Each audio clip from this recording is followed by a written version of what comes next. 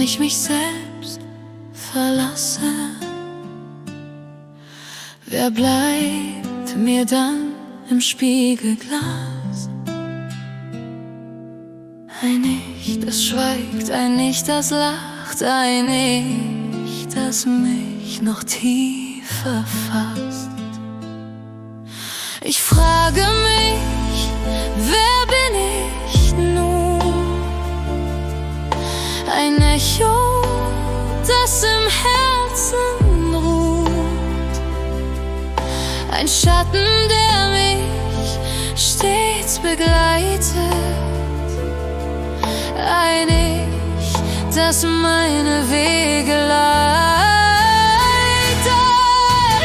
Manchmal bin ich mein größter Feind,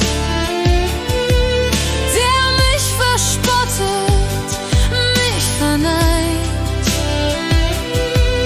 Doch manchmal bin ich auch mein Licht, das Hoffnung schenkt und Klarheit spricht. Ich bin das Lächeln, bin die Träne, bin meine Stärke, meine Schwäche.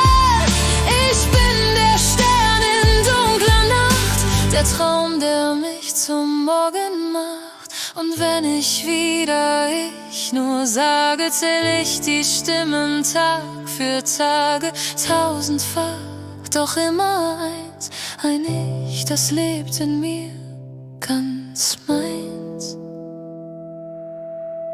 Ich, wenn ich mich selbst verlasse, wer bleibt mir dann im Spiegelglas?